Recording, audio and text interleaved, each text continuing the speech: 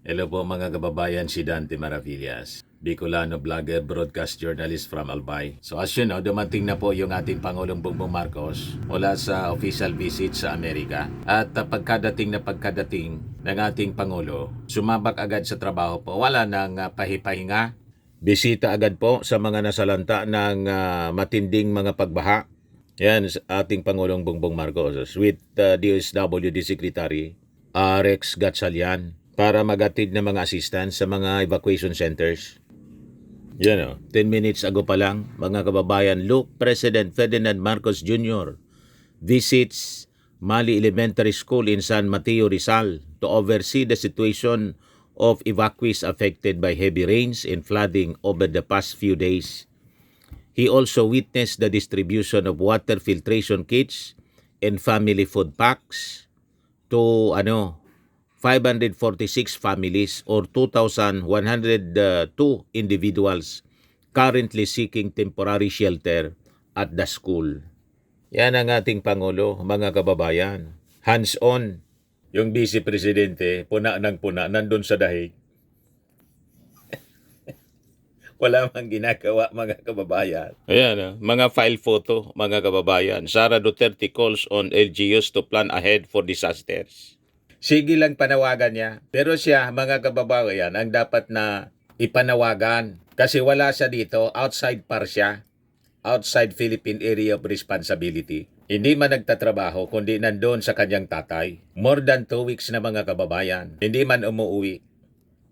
At pagbalik dito ni Sara Duterte, diretso sang South Korea. May connecting flight na, mga kababayan pa South Korea, para sa Maisog Rally. Bring him home, rally ng kanyang tatay na si Digong. You see? So may kapal, mga kababayan, talagang makapal. May kapal, ganyan kakapal ang muka na manawagan ng manawagan, pero siya walang ginagawa. Puna ng puna, mga kababayan, ng kung ano-anong bagay. Pati yung pagpapalakas, mga kababayan, ng ating bansa, ng ating armed forces. Yung ammunition factory po na pinaplano sa Subic Bay, tinuligsa ni Sara. Pati yung baha daw, i-deliver daw sa Palasyo Malacanang para ipainom sa ating Pangulo. Ito, pakinggan natin yung report ng GMA, saksi. Sa problema sa baha, tinutulan din ng Vice Presidente ang mungkahi ng Amerika na pagtatayo ng ammunition manufacturing facility sa Subic Bay. Ang sagot ng Malacanang sa aking report. Yan Sa isang interview sa The Hague, Netherlands, naghayag ng pagtutol si Vice President Sara Duterte sa iminumungkahi ng Amerika na pagtatayo ng ammunition manufacturing facility sa Subic Bay sa Zambales. Sabi ng bise, walang independent foreign policy ang Pilipinas kung iisang bansa ang kinikilingan nito. Nagmamagaling. Nakalagay sa ating saligang batas, no, na meron tayong dapat independent foreign policy.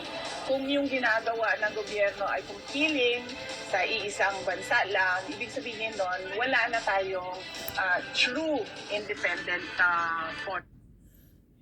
Yung tatay mo nga po, yung sinasabing independent foreign policy, kasinungalingan po. Kasi ang gusto nga ng kanyang tatay, gawin na tayong province mismo ng China. You see, wala nang independent foreign policy. Kasi pasakop na tayo sa China. Wala siyang sinasabi. Kasi ganun din ang kanyang agenda. Tulad ng agenda ng kanyang tatay. You see, mismo yung bansa natin mawawala. Pag sila, mga kababayan, makabalik sa posisyon, sa pwesto, nakakatakot. Masasayang yung sakripisyo ng ating mga bayani na nakipaglaban, mga kababayan, para sa independence ng ating bansa. Pagkatapos, gagawin lang tayong province ng China. Tapos galit si Sara sa pagtulong sa atin ng Amerika para lumakas yung ating armed forces. Magkaroon tayo ng sarili nating pabrika. Parte ng modernization. Pabrika ng lahat ng uri ng ammunitions at lahat ng uri ng powerful missiles. For deterrence ng sino mang may intensyon na manakop sa atin. Ang gusto niya, matulog lang tayo. Abang abante ng abante yung China. Huwag tayong pauuto sa kanila, mga kababayan. True independent policy. ang mungkahing ammunitions facility, bahagi ng Defense Cooperation ng Amerika at Pilipinas sa ilalim ng Enhanced Cooperation Agreement o EDCA. Ang sabi ni Pangulong Marcos, makakatulong daw yun sa pagiging self-reliant ng Pilipinas pagdating sa depensa. The United States is assisting the Philippines in what we call our self-reliance defense program, which is to allow us to be self-reliant and to be able to stand our own 2 feet. Pinatikos din ni Duterte ang pagtugon ng Administrasyong Marcos sa problema ng mga pagbaha. Kabilang, ang mungkahin ng Pangulo na ipunin ang floodwater para magamit sa tagtuyot. Ipunin po natin lahat, tapos i-deliver po natin sa Malacanang para po may mainom siya. Sabi ng palasyo, nakapagtataka raw na tila hindi alam ng bise ang Republic Act 6716 o Act providing for the construction of water wells, Ignorante. rainwater collectors, development of spring and rehabilitation of existing water wells in all barangays in the Philippines. Kinutya niya ang suwestyon na ito ng Pangulo na ipunin ang tubig ulan. Palibasa, hindi Marahil ay makaintindi. hindi po niya batid ang batas na ito. At ang Hindi pinapalabas makaintindi. lamang niya ay pag-iipon ng tubig sa timba. Pagdidi ng palasyo, may direktiba Ang alam ang lang, Pangulo, pag-ipon ng gaya tubig sa mga timba. libreng sakay at paghahanda ng food packs para sa mga naaapektuhan ng bagyong Krisi. Hindi naman po talaga malalaman marahil ni Vice Presidente kung ano po ang pag-prepare ng administrasyon patungkol po dito sa bagyong Krising dahil wala po siya sa bansa at nagbabakasyon siya sa The Hague. Hiningan namin ng reaksyon dito ang bise. Mga kapuso, maging Ayan po yung balita ng saksi ng GMA. You see, puna ng puna si Sara. Wala man siya dito sa bansa. Yung ating Pangulo, pagdating, sumabak agad sa trabaho. Mula sa Amerika, kung saan siya inimbita ng presidente ng Amerika para maayos po ang ating defense at saka po mapakiusapan yung Amerika na ibaba yung tariff. Ngayon yung mga kaalyado ni Sara, pinagtawanan mga kababayan. Lalo si Rowena Guanzon ngayon. Sabi ni Rowena, kung 1% lang naman niya sana, hindi na pumunta doon yung ating Pangulo. Tinix na lang sana niya. Sayang niya ng gastos. Paano naging nasayang? Ang daming naiuwi. Mga kababayan ng ating Pangulo. Panalo po ang pagbiyahe ng ating Pangulo. US pledges 3 billion in aid to boost the Philippine economy, energy sector. Marcos thanks US for over 60 million assistance. $60 million upholding rule of law in the South China Sea. Yan o, yung ating Pangulo. Dumating mga kababayan, sabak agad sa trabaho. Napakasipag mga kababayan. Pakinggan natin yung kanyang arrival statement. I have just concluded my 3-day official visit to Washington, D.C.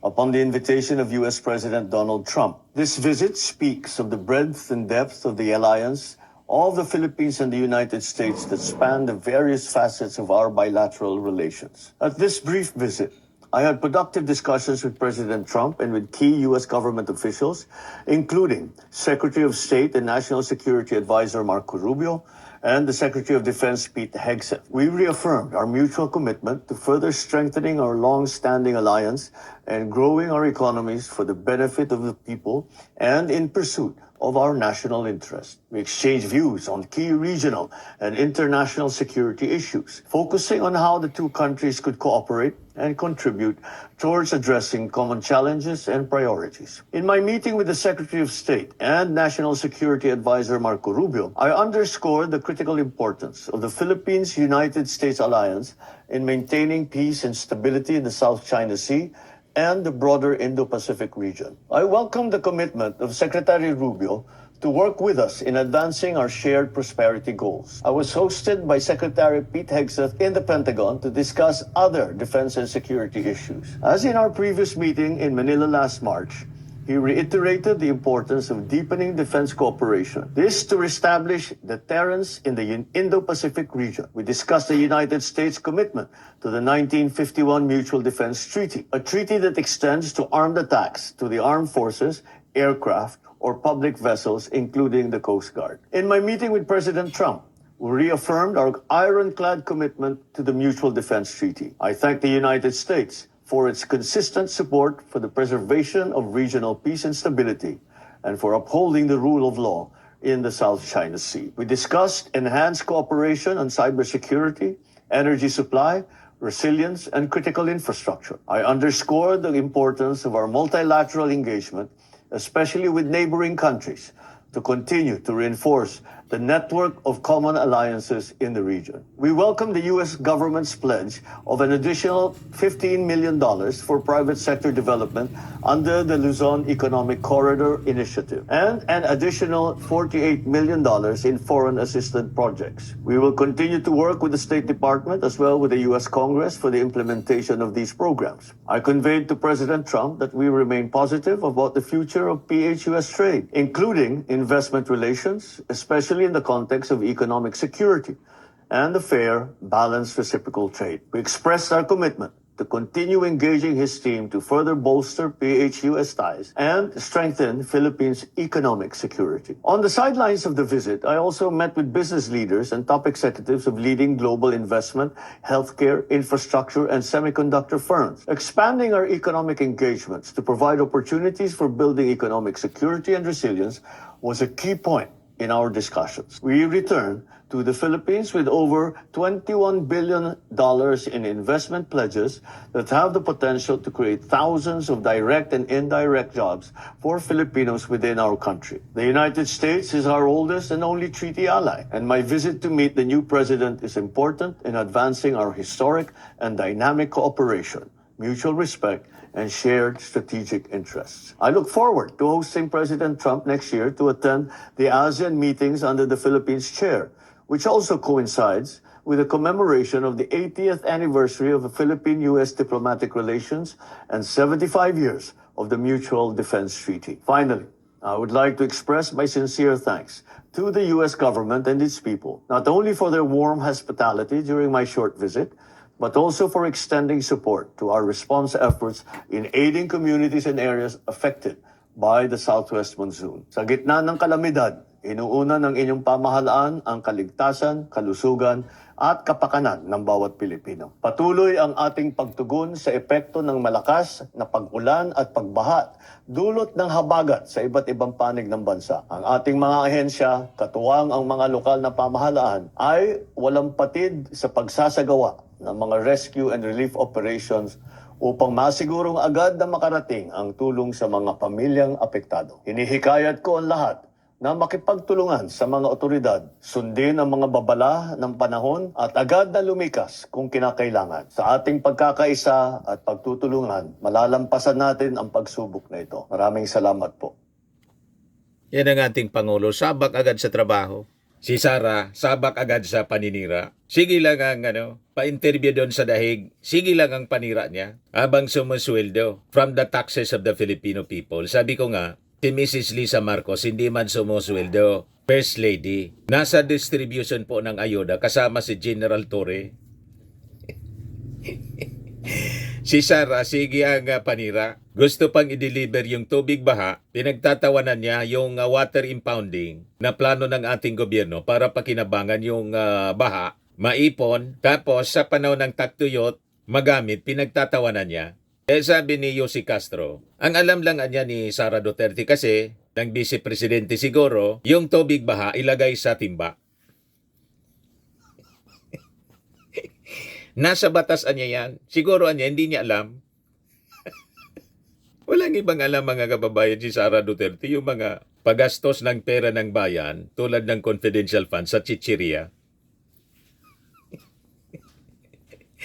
You see? Ngayon, doon sa 19% tariff, 1% discount mga kababayan na nakuha ng ating Pangulo sa pakikipag-negotiate kay US President Donald Trump. Pinagtawanan nila, pati yung mga senador, lugian niya. Senators lament 19% US imposed tariff on Philippine goods. Senator Joseph Victor J.B. Ejercito for once questioned the Trump administration's treatment on the Philippine government and Filipinos in general. Sobra ata tayong dihado. Akala ko ba, little brown brothers ang turing sa atin ng mga Amerikano, sabi ni J.B. Ejercito. Sabi naman ni Amy Marcos, paano tayo nanalo dyan? Sabi ni Ping Lacson, He believes the 19% versus zero tariffs is definitely not the most fair deal between decades-old friends or allies like the United States and the Philippines. If I may add, it is the worst insult that a host can throw at his guest. It's time for us to look for other trade partners, sabi ni Ping Lacson. Sabi sa opinyon ng Daily Tribune, sinampal na, tumawa pa. Pero sabi ng mga economist, yung 19% anyang US tariff on Philippine exports too high but still better than no reduction. Tama. Kahit yung ating Pangulong Bongbong Marcos, sa interview mga kababayan doon sa sa press con niya doon sa Amerika, after ng kanilang meeting with US President Donald Trump, sabi ng ating Pangulo, it is not our decision.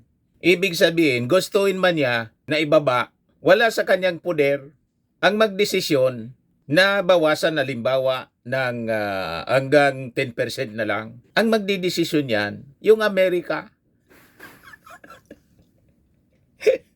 Di ba? Ano gawin natin? Awayan natin yung Amerika. Nakatatado natin. Lalo nagkalitsi-litsi tayo. Nilamon tayo ng China. Yan ang gusto ng China. Dumistansya tayo sa Amerika para lamonin nila tayo. Yan ang agenda nila. At yung mga leaders natin dito, marami sa ating mga leaders, nagpapagamit yata sa China para yung agenda mga kababayan mangyari. Dumistansya tayo sa Amerika. Ang tariff mga kababayan na to, ang nagdidesisyon Amerika, pasalamat ka na lang binawasan ng 1%. Kung ayaw mo, di wag tayo mag-export. Di ba? Hanap tayo ng ibang bansa. Pwede nating dalin, ibinta yung ating mga produkto. Tinitingnan ko yung mga balita mga kababayan, yung mga exporters na talagang apektado nito, hindi pa nga nagsasalita. Wala man akong naririnig pa. Yung mga nagrereklamo po at kritika ng kritika, yung mga DDS na hindi man nga po negosyante, kundi mga trolls.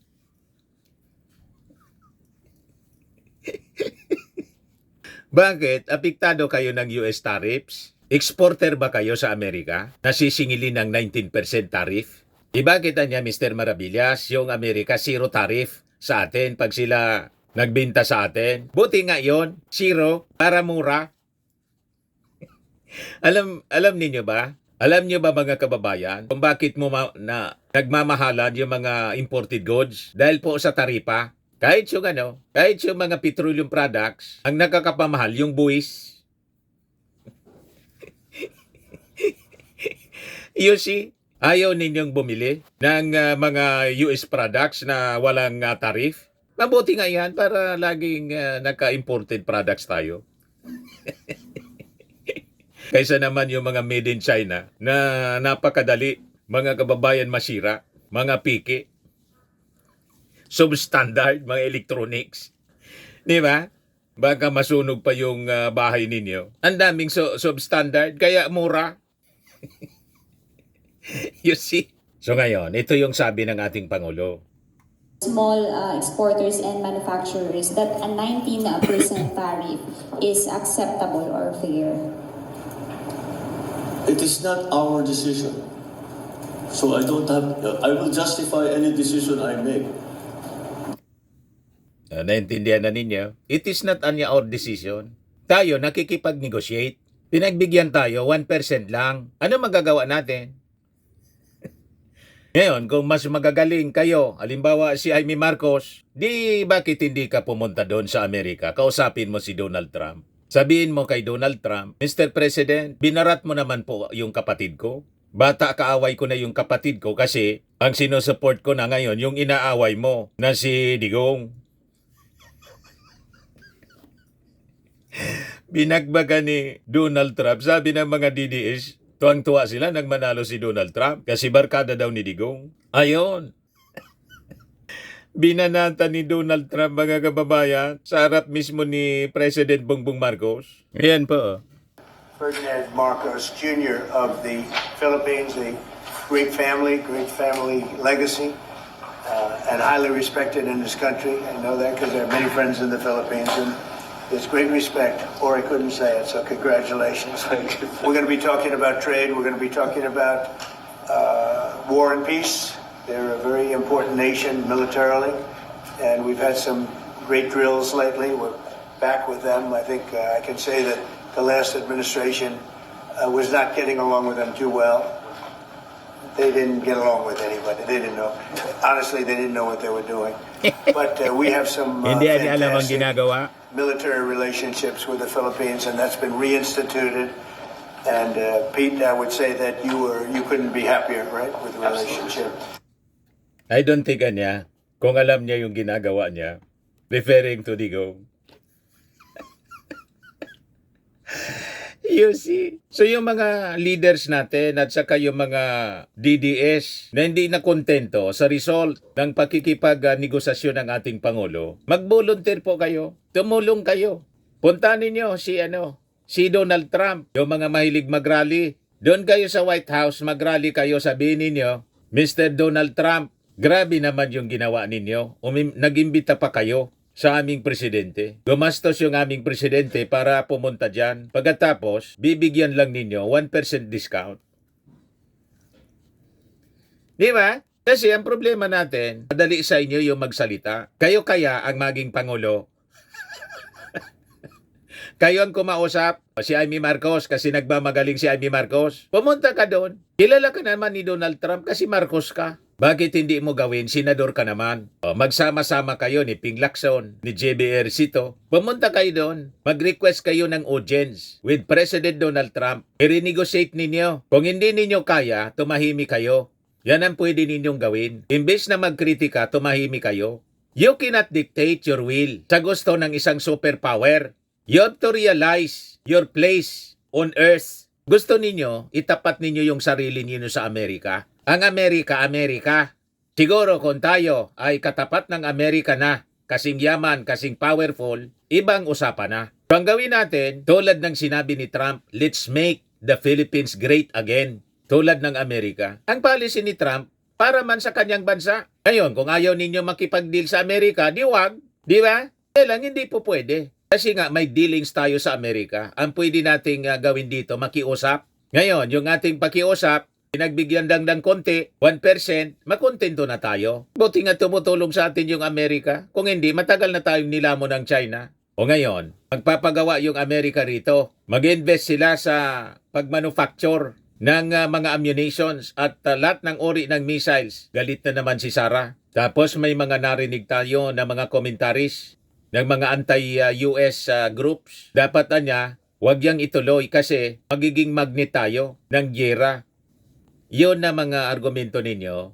Dumang tugtugin na siya, gasgas na po. Nang nandito yung US bases po, wala man pong lumusob sa Pilipinas. Takot yung China. Nang alisin yung yung military base, umabanti yung China. Ang naging magnet po ng pagpasok ng China, yung pagkawala ng US bases. You see? Ngayon, nagagalit na naman yung China at mga supporters nila dito sa Pilipinas kasi magagawa tayo ng mga armas. Gagawa tayo dito ng mga ammunitions. Huwag kayong paluloko sa kanila. Sabi ng ating Pangulo, are we not already a target for China?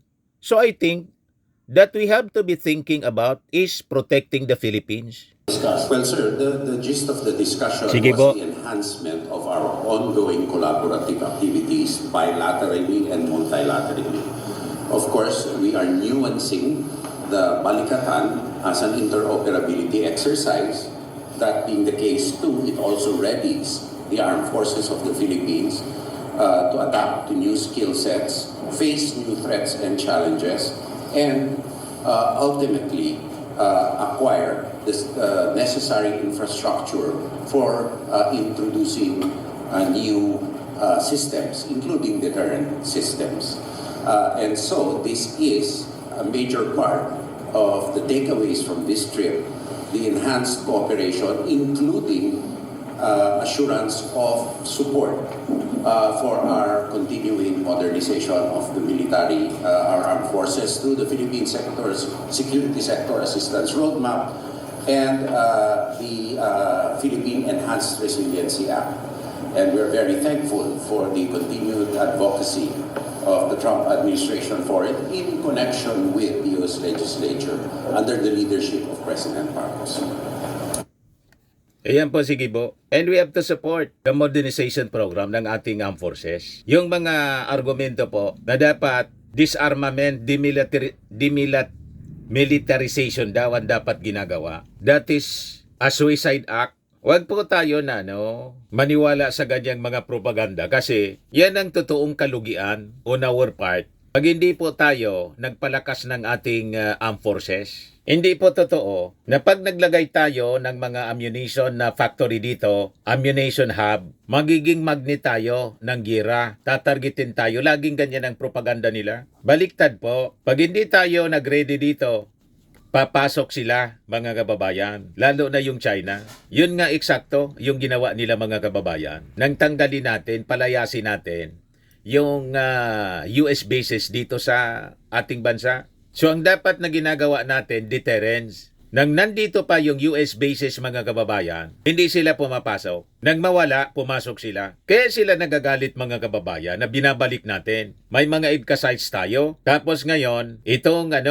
ammunition hub. Kasi ganito lang yan po. Parang yung bahay mo na punong-puno ng kayamanan. Pag wala kang armas, wala kang gwardya, papasukin ka ng magnanakaw.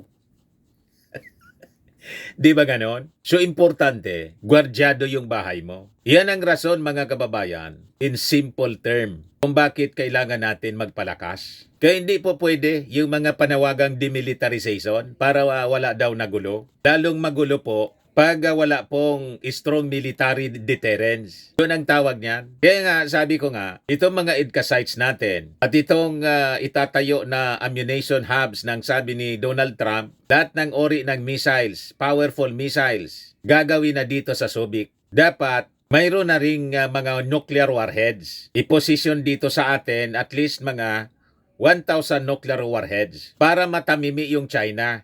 Ibig sabihin yan, mas powerful tayo sa China with nuclear capability na 1,000. 500 lang sila eh. So lampas na tayo sa kanila. So magtitino na po yung China. Hindi na tayo ibubuli kasi alam nila pag nagkagira, ubos ang kanilang populasyon. Ganun lang po. Kasi ganyan ang ugali ng tao po. Pag mahina ka, ibubuli ka. That is normal. Tayo naman dito, hindi man tayo magkikipagira hanggat hindi tayo nilulusob. Di ba? Ipagtatanggol lang natin yung ating bansa kasi it is our obligation to defend the country. Mahirap po mawala ng bansa. We will become like the wandering Jew. Pag nagkataon, tingnan ninyo yung Israel. Nagpalakas sila na nagpalakas. Wala nang makabuli sa kanila ngayon. Di ba? Dapat sundan natin ang policy for national security ng Israel. Ganon din ang gayahin natin. Walang makabuli po sa napakaliit na bansa. Walang makabuli sa Israel. O ngayon, going back doon sa tariff, yung lahat ng nagmamagaling, mag-assemble na kayo ng misyon. Mga senador, yung mga DDS, yung mga aliado ni Digong. Kasi wala nang magaling sa inyo yung mga Duterte. O pangunahan na ni Sara Duterte kasi anyway, siya daw yung susunod na magiging Pangulo. Excited na si Sara Duterte na maging Pangulo. O, di tumulong na siya. Anyway, sa 2028, siya yung presidente sa kanyang paniwala. Kausapin na ninyo si Trump, si Amy Marcos, si JB Ercito, pati si Ping Lacson. Mag-assemble kayo ng trade mission plus itong mga analyst dito na mga dilawan. Sama-sama kayo. Makipag-audience kayo kasi hindi kinaya ng ating Pangulong Bongbong Marcos. Dinamalit ninyo yung 1%. Di ibig sabihin, mas magaling kayo. O kayo na yung gumawa. I-try natin kung may mangyari sa kayabangan ninyo. Di ba? Balikan natin yung ating Pangulo. Manufacturers that a 19% tariff is acceptable or fair. It is not our decision. So I will justify any decision I make. But it's not my decision. That number doesn't come from the Philippine government. Last po, So sir. you will have to ask whoever imposed the 19% tariff how they justify it. I couldn't answer. Last po, sir, your reaction po because Senator Amy Marcos suggested pushing for a 10% tariff. So, in dealing with the U.S. trade policies, was this issue raised during your bilateral meeting po? Which the 10% po yung sinasuggest. our bilateral meeting with whom? with President Trump? No, it didn't come up. Again, I won't, if anyone can bring us that down to 10%, it would certainly be welcome. But no, it didn't come up at all. All right, with that, sige, maraming salamat. Thank you very much. Good afternoon. So tulungan mo, Senator Amy, yung kapatid mo kasi nakuha lang 1%. So masama yung loob ninyo. Ikaw na kasi ikaw yung ikaw yung matandang kapatid, nakatatandang kapatid ng ating Pangulo. Baka pagbigyan ka, hindi pinagbigyan yung kapatid mo na presidente, baka ikaw na senador, isama mo si Sara, sabihin mo ito yung susunod na presidente, si Sara Duterte. So, make representation. Kayo na ang pumunta doon. Kausapin si Donald Trump na gawing 10% or else may kinontrata na itong si Sabihin mo, si Sara may kinontrata na. No joke, no joke.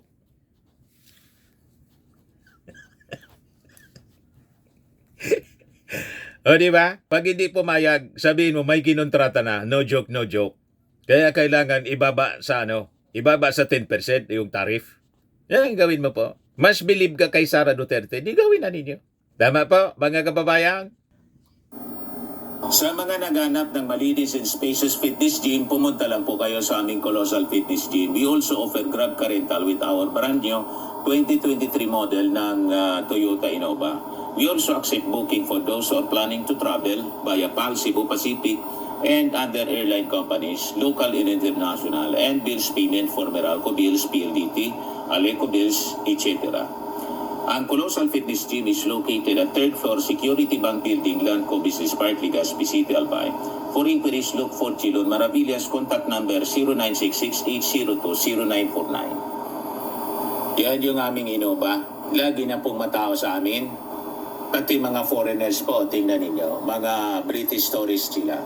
Ang lalaki ng katawan na, mga kababayan, nag-gym sa amin. Ito naman po, Indian National. Ito mga mga European sila. Ito naman yung bago naming product na binibenta online, Eye Glow Serum. Whitening po siya galing sa South Korea. Tingnan ninyo yung epekto sa aking anak na architect entrepreneur, Riz Maravillas. For inquiries, look for Riz Maravillas on FB.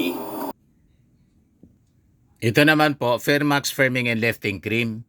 Pinapahid po ito sa mga pulses in affected area. Mainam po ito sa mga pains at paninigas ng mga kaso-kasuan. Ito po, Automax Radiant Serum. Sa mukha naman yung application. Anti-aging po siya. You will look 10 years younger than your age. Ito naman po yung bago naming product na binibenta online. I Am Worldwide Amazing Pure Organic Barley Powder Drink Mix from Australia. Endorsed by cancer survivor Maritoni Fernandez. Pati si Piolo po. Si Aramina. Ito yung aming distributor sa Australia. Pwede po kayo mag-negosyo nito. Magpa-orient lang po kayo sa aking anak na architect entrepreneur. Pati si Pacman. Napakaganda po ng negosyo. Yan Yan mga distributors po. Ang dami-dami. Mga health benefits po. Boosts immunity, improves digestion, enhances energy levels, packed with antioxidant, prevent cancer. Sa mga inquiries ninyo, dumiretso na lang kayo sa aking anak na architect entrepreneur, Riz Maravillas.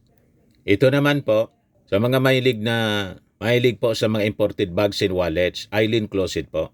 Hanapin ninyo si Madam Eileen Rosales, naka-base po siya sa Amerika. Message na lang po kayo sa kanya.